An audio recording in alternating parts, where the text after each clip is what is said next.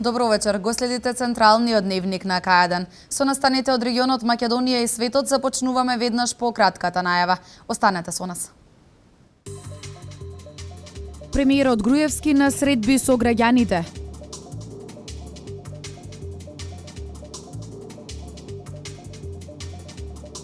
Оризо производителите задоволни од родот годинава.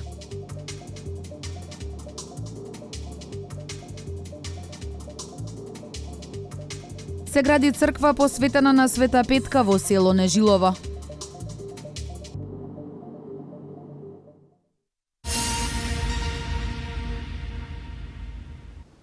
Премиерот Груевски вчера беше во посета на општина Неготино. Заедно со градоначалникот на општината Ванчо Апостолов остварија средби со граѓаните со цел да ги слушнат нивните проблеми и потреби. На вчерашната посета на премиерот Никола Груевски во Неготино и неговата околина оствари средби со граѓаните со цел да ги слушне нивните проблеми и потреби.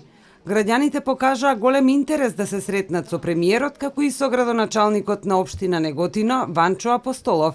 Нивните барања и потреби најчесто се во насока на инфраструктурата, водоснабдувањето, изградба на спортски сали и слично. Ние имаме 3 улици у селото, а една не е многу битна, имаме со посебни потреби дете, со количка го торкат, улица не е катастрофа покај мења, ако може тоа да се види предвид, што е у поскоро време. Градоначалникот на општина Неготино Ванчо Апостолов вели дека општината веќе работи на овој проект. Таа уличка треба да ја бетонираме и ќе ја бетонираме.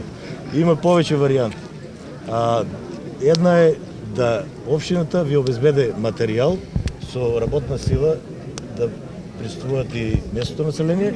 Другата е како општина треба тендерски постапка да распишеме и да ја избетонираме. Земјоделците од овој регион се интересираат за проектот Купи куќа, купи стан и начинот на кој би можеле да аплицираат. Ама треба банките се слушат. Не е само до министрот, да. Треба банките да се согласат да разговараме и со банките. Например, во ова село сака да изгради куќа. Да ги добие условите од истиот објект да го стави како залог. Или Купи куќа, купи стан. Куќа или на пример што Истиот објект да го стави или купениот и не знам да видиме нешто друго, ако мора уште нешто плюс да се стави за да може да аплицира. Посочена беше потребата за изградба на пат за селото Вешае, зашто градоначалникот Апостолов истакна дека механизацијата работи со засилено темпо и до крајот на април ќе биде пуштен во употреба новиот пат. Посетата на Груевски заврши во доцните часови.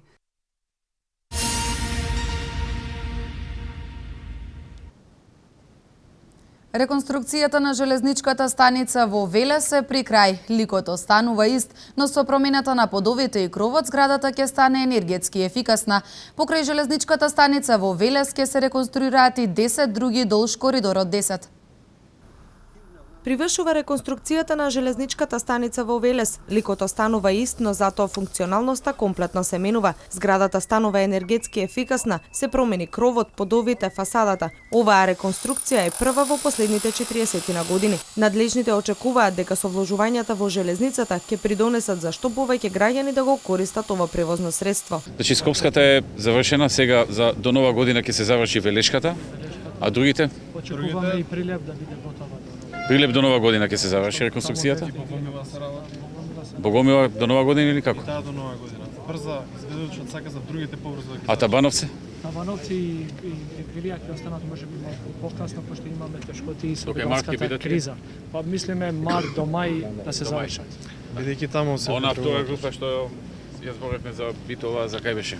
Битове работиме и таму. Се работи таму? Да. Битова, Богомила, Чашка, Значи таму имавме да кажеме од административен дел малку тешко. одобренијата за градење беа подоцна издадени заради тоа. Ама ги средивме, ги комплетиравме така да допомине правосилност Да, на последните и ќе да, почнат и тие да ги работат. Купно колку станици? 10. 10 се Долж коридор реконструираа. 10 Долж и коридор Краков, 10 да. и плюс Краков, да. Титова, Прилеп. Битова, Прилеп, Краков, Чашка, да. Богомила, Нема Чешка Богомила се Долж коридор 10, така? а другите се Прилеп. Не, Чешка не, Чешка не. Покрај железничката во Велес, според проектот на владата, ќе се реконструираат 10 железнички станици вдолж коридорот 10 во вредност од 2,2 милиони евра. Станува збор за Велес, Богомила, Чашка, Гевгелија Табановце, Демир Капија Градско и Неготино Вардар. Да потсетиме дека токму Велес беше првата дестинација на новиот ултрамодерен воз.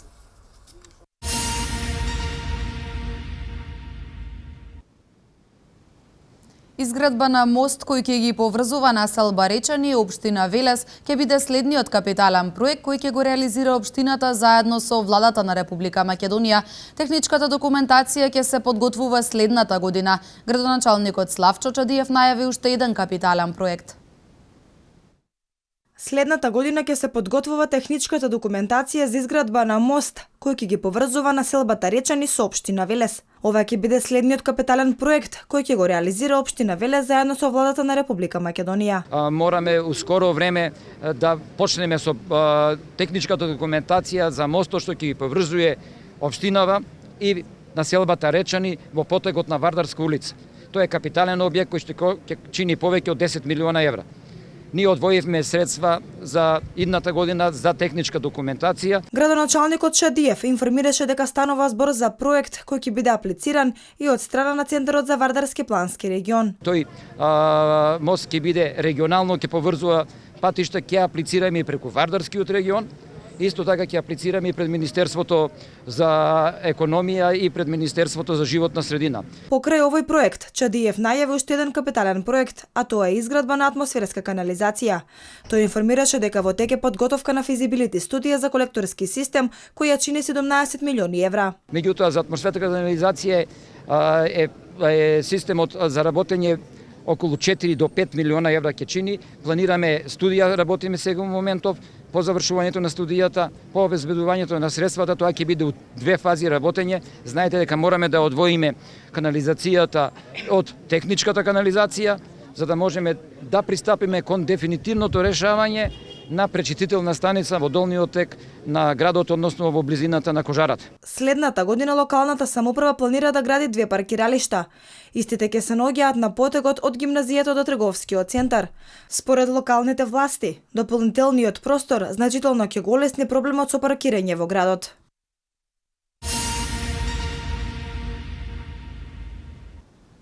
И покрај неповолните временски услови, производителите на ориз од реонот на Азот задоволни од родот и квалитетот на оризот годинава.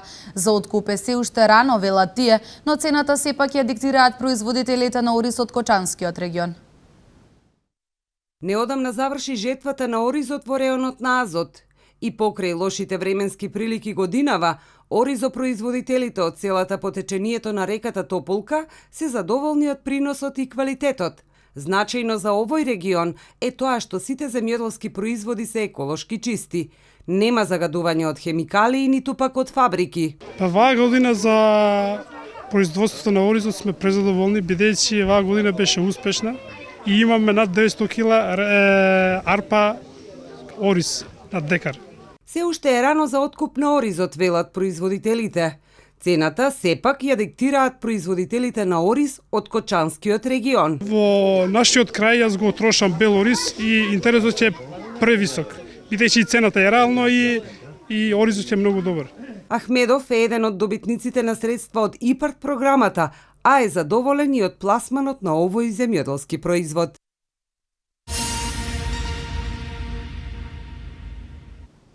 Црква посветена на Света Петка се гради во село Нежилово. Идејата за изградба е на ктиторот Трајче Димов, кој вели дека градењето црква е тежок и долг процес. Неговата замисла е црквата да добие и манастирски комплекс. На тој начин ќе се допринесе и за развивање на туризмот.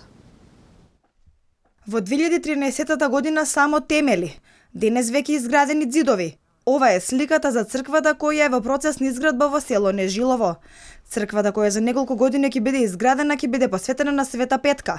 Манастир не се гради за неколку дена, велат старите. Манастир се гради чекор по чекор. Избетониран долниот дел истата година, основата, и со пауза од година и пол, така направена пауза, па сега почнаме пак да работиме, како кажат и по старите манастири, вика не се прави вика одма, него се прави постепено, али јас сум понекогаш па малку така сакам да ги поизбрзам малку работите. Ктиторот Трајче Димов, чија е идејата за изградба, вели дека по делата кои човекот ги остава во овој свет, ќе биде запамтен и кога ќе замине од него. Неговата замисла е црквата да добие манастирски комплекс, кој дополнително ќе помогне во развивањето на туризмот.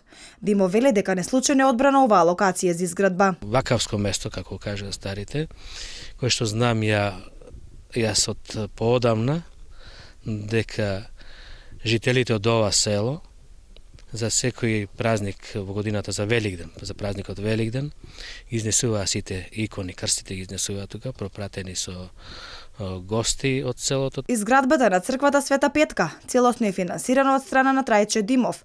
Тој вели дека се уште точно не може да каже кога истата ќе биде готова, затоа што градењето од црква е тежок и макотрпен процес.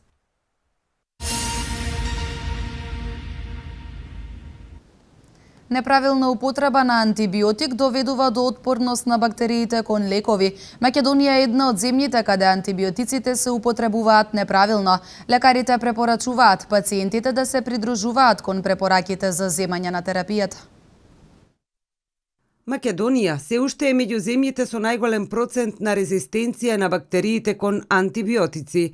Неправилната употреба на антибиотиците доведува до зголемена антимикробна резистенција, односно отпорност на бактериите кон лекови.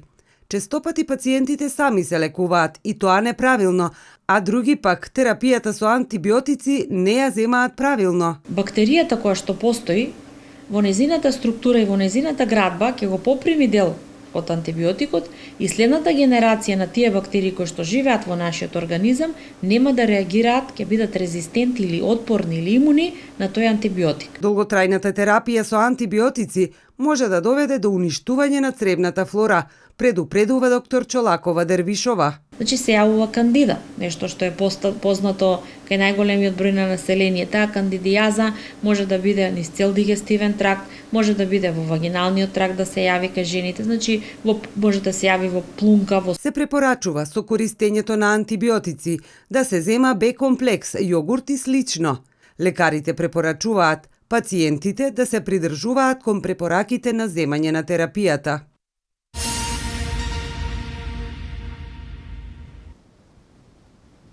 Председателот на Европскиот совет Доналд Туск и председателот на Република Македонија Ѓорги Иванов одржаа заедничка пресконференција посветена на бегалската криза. Воедно Туск оствари средба и со премиерот Никола Груевски.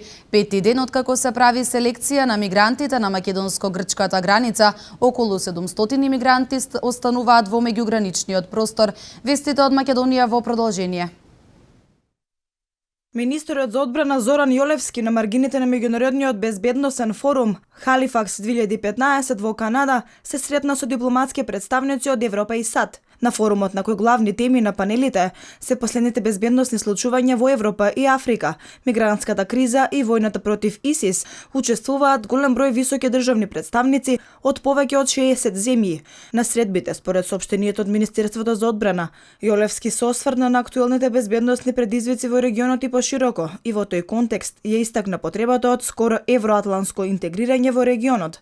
Потенцираше дека соработката во областа на одбраната со НАТО земјите е на потребно ниво. Република Македонија е земја која е силен контрибутор во глобалниот мир и безбедност и заслужува место во колективните системи за безбедност.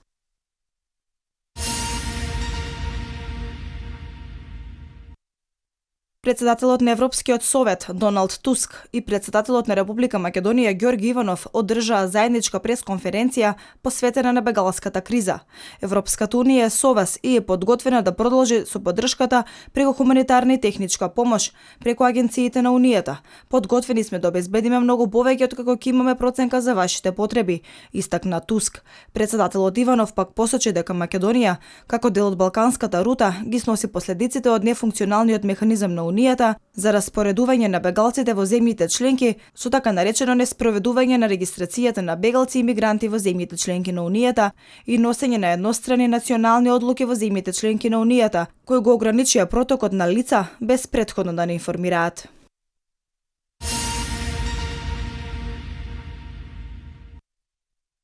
Група од околу 700 мигранти од Пакистан, Судан, Конго, Иран, Мароко, Бангладеш, според податоците на МВР, остануваат во меѓуграничниот простор кај Гевгелија, помеѓу Македонија и Грција.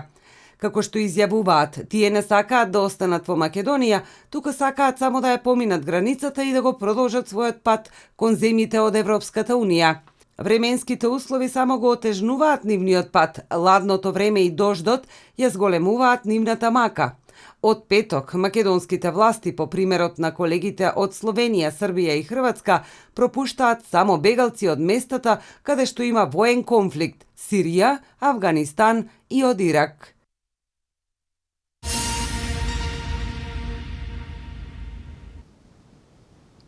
Активисти на Анонимус тврдат дека ИСИС планираат напади во Париз, Италија, САД, Индонезија и Либан.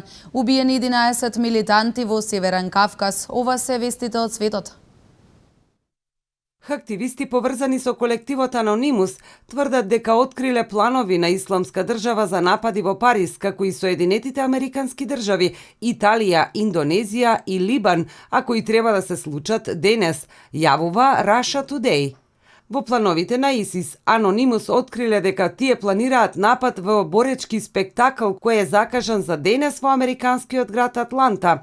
Извештајот објавен на интернет сугерира дека Анонимус идентификувале 3 ризични настани во Париз. Активистите откриле дека информациите ги добиле од повеќе профили блиски до Даеш и дека нападите се планирани за 22 ноември.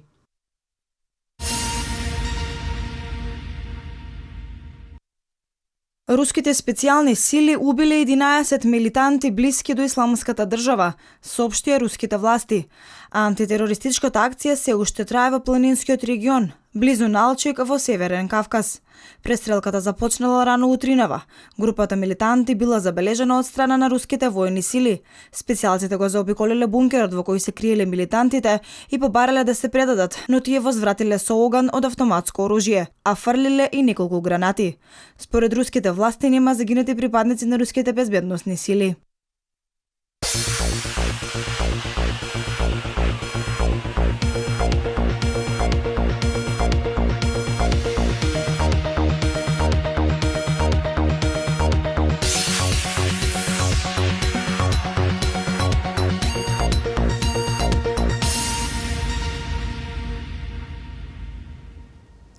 Ракометниот клуб Вардар повторно загуби од Барселона во Лигата на шампионите, овој пат на домашен терен со 27:25.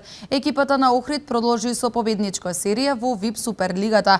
Вардар ќе ја потврди улогата против екипата на Хипо, домашен спорт. По последната победа од шестото коло во втората пинг-понг лига во Македонија, Велешкиот клуб Борец Тим повторно победи на домашен терен во последното коло од полусезоната против екипата на Крушево. Крајниот резултат на овој надпревар беше 5:0.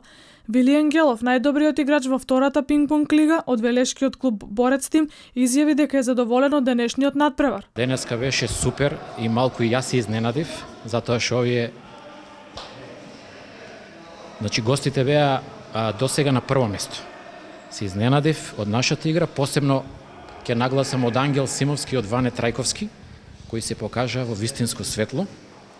Иако се тоа поискусни, играчи, сепак изиграа супер. Екипата на пинг-понгарскиот клуб од Крушево одигра надпревар и од шестото коло против другата велешка екипа Патриот Галакси и победи со 5:1. Па и тие бе, мислам, и таа екипа беше така релативно повозрастни играчи, меѓутоа сепак не бе толку искусни како екипата на Борец и успеа нашите деца да го добијат тој меч. Со двете победи, Велешкиот пинг-понг клуб Борец Тим си го зацврсти лидерското место на табелата со вкупно 12 бода, додека екипата на Крушево има 10 бода.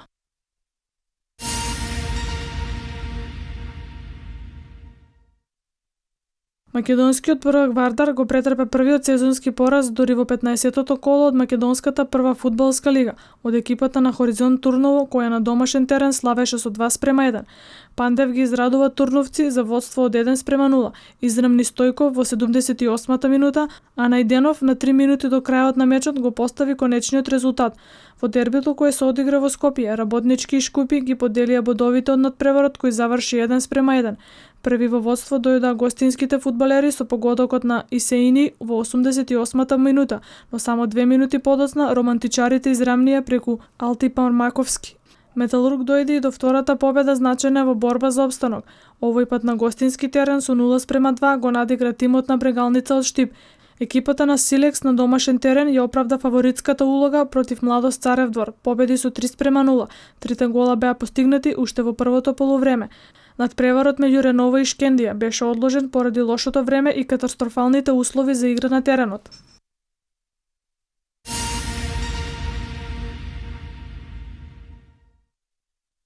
Екипата на Охрид е на сигурен пат на пласман во плејофот во машката Суперлига, откако во дербито на 10-то коло пред домашната публика го победи Работнички со 24-20. Во текот на целиот надпревар Охрид имаше водство, кое на моменти изнесуваше и 5 гола. Кај домашниот тим најефикасен беше Вражалица со постигнати 8 погодоци. Во тимот на Работнички најефикасни беа Илиќ и Никола Марковски со по 5 гола. Со оваа победа Охриѓани се зацврстија на второто место со 24 бода. Екипата на Борец одигра еден неизвесен надпревар на гостински терен против Металург 2, каде после шестиот порез одигра нерешено 26-26. Металург 2 тргна одлично од самиот почеток, но сепак гостите полека ја намалуваа предноста, па во последните минути се вратија во игра и го израмнија резултатот. Лидерот во Македонската Суперлига, екипата на Металург на домашен терен го совлада Вардар јуниор со 27-18.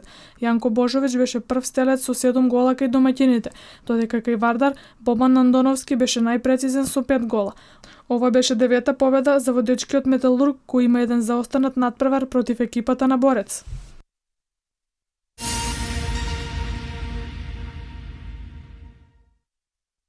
Женскиот ракометен клуб Вардар со победа ја заврши групната фаза во Лигата на шампионките. Во последното коло, во С групата, црвено-црните очекувано славеа над Хипо со 37-25. Првото полувреме домашните ракометарки го одиграа опуштено и заминаа на полувреме со минимална предност, но во вториот дел целосно го надиграа противникот и на крајот славеа со двоцифрена разлика. Најдобар поединец на паркетот беше Андреа Лекич со 9 гола кај Вардар, додека одлична беше и Амандин Лено која запиша 16 одбрани.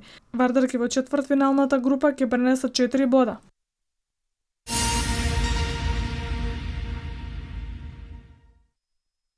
Кошаркарите на Кожев во драматичен надпревар со огромен пресврт во последните 5 минути стигнаа до четвртата победа во седмото коло од домашната кошаркарска лига, славејќи на гостински терен против Куманово со 80-83.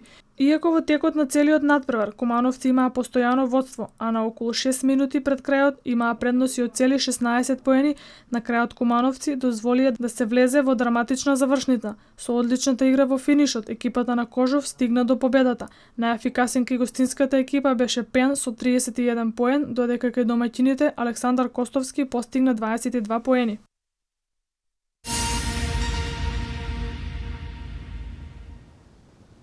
Федерер и Ѓоковиќ ќе ги одмера цилите во финалето на завршниот турнир во Лондон. Во 8-то коло од ракометната лига на шампиони домашните екипи беа поуспешни. Меѓународен спорт. Најдобриот светски тенисер Новак Ѓоковиќ се пласираше во финалето на завршниот Мастерс во Лондон, откако во полуфиналната пресметка славеше против Рафаел Надал, лесно во 2 сета со 6-3, 6-3. Без поголеми проблеми српскиот тенисер си обезбеди финале, доминирајќи во текот на целиот надпревар кој го заврши за 1 час и 20 минути игра. На другиот надпревар Роџер Федерер славеше со победа против Стан Вавринка во 2 сета со 7-5 и 6-3 и се пласираше во финалето на завршниот Мастерс во Лондон, каде ќе се соочи со најдобриот светски тенисер Новак Ѓоковиќ.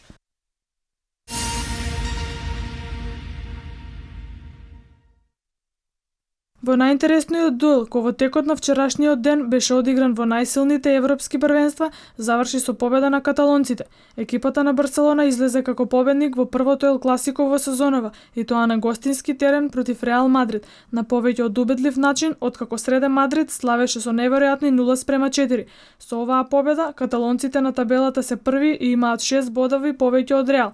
Во англиската премиер лига, Челси конечно победи и тоа минимално со 1:0 на домашен терен против Норич. Ливерпул ја забележа и втората дерби победа во низа под водство на Јерген Клоп, откако триумфираше овој пат на гостински терен против Манчестер Сити со 1:4. Во германското првенство Бајер Минхен славеше на гостувањето кај Шалке со 3:1 и има 8 бода предност во однос на Дортмунд. Екипата на Волсбург на домашен терен дојде до убедлива победа против Вердер и тоа со 6:0. Во италијанската серија А, во дерби над преварот што беше одигран, екипата на Јувентус минимално со 1:0 победи на домашен терен против Милан. Единствениот гол го постигна Дибала во второто полувреме.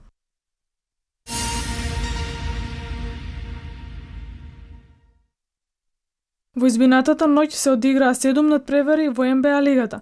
Нью Йорк Никс стигна до четвртата победа поред во НБА лигата, откако на гостински терен го совлада Хјустон со 107-102.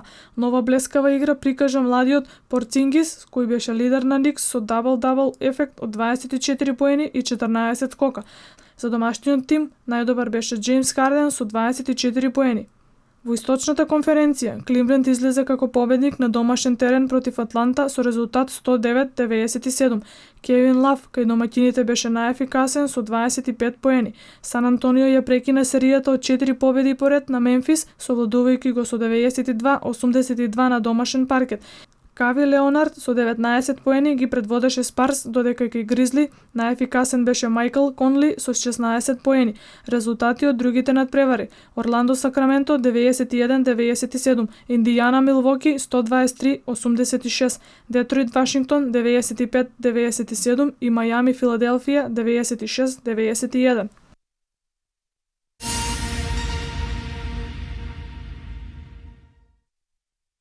Во осмото коло од машката ракометна лига на шампиони, вчера вечер беа одиграни 7 надпревари.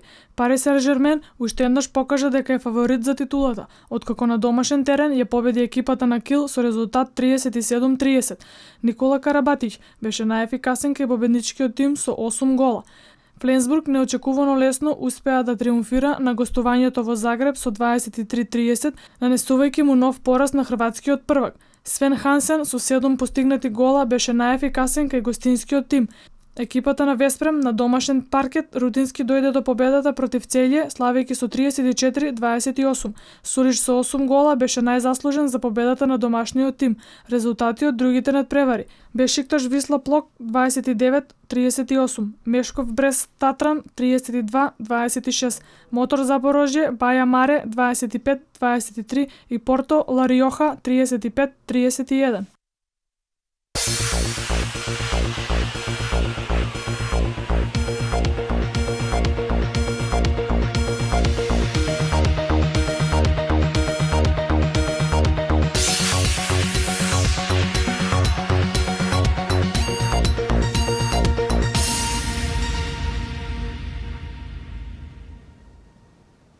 Денеска имавме претежно облачно време со локални врнежи од дожд, а да погледнеме какво време не очекува во новата работна недела.